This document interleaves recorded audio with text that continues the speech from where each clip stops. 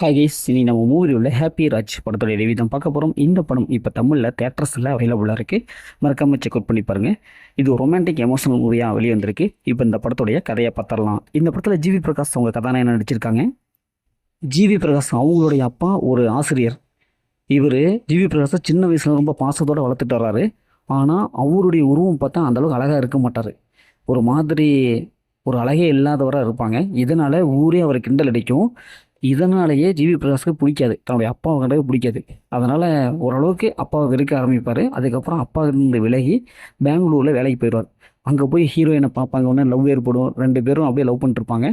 ஹீரோயினுடைய அவங்களுடைய வீட்டில் ஜிவி பிரகாஷை ஏற்றுக்குவாங்க. இருந்தாலும் ஜிவி பிரகாஷுடைய அவங்க அப்பா அம்மாவை கூப்பிடுவாங்க கல்யாணத்துக்கு பேசுகிறதுக்கு. அதே மாதிரி ஜிவி பிரகாஷுடைய அவங்க அப்பா அம்மா வருவாங்க.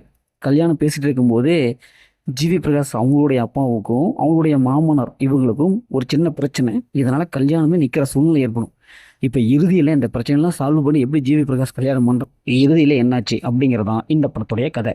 இந்த படத்துடைய பாசிட்டிவ் பார்த்தாவே இது நடிச்சிருக்க ஜிவி பிரகாஷ் அவங்களுடைய கேரக்டர் நல்லாவே இருக்குது. அதே மாதிரி அவங்க அப்பாவும் நடிச்சிருக்கிற ஜார்ஜ் மரியன் அவங்களுடைய கேரக்டர் தாங்க நல்லா சூப்பராக எழுதியிருக்காங்க. ஒரு உருவகேலி பண்ணி அப்படியே ஒரு மனுஷன் அப்படியே துன்புறுத்தினா எப்படி இருக்கும், அது மாதிரியான கேரக்டர்.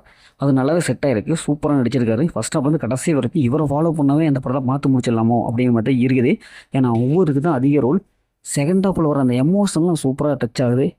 குறிப்பாக பெற்றவங்க அவங்க அசிங்கமாக இருந்தாலும் மகன் நல்லபடியாக வச்சுருப்பாங்க, நல்லபடியாக அவங்களுடைய எதிர்காலம் நினச்சி கவலைப்படுவாங்க அப்படிங்கிற கருத்து டைரக்டர் அழகாக சொல்லியிருக்காரு. அது ஈஸியாக கனெக்ட் ஆகுது. கடைசி கிளைமேக்ஸ் நல்லாவே இருக்குது. கடைசியில் ஒன்று எமோஷனல் பண்ணலாம் செம்மையாக டச் ஆகுது.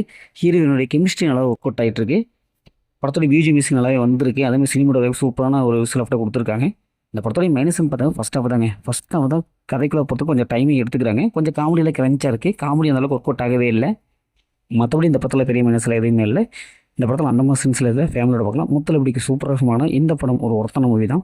ஓகே, இதே மாதிரி அடுத்த ஒரு புதிய மூவி ரிவ்யூ சந்திப்போம்.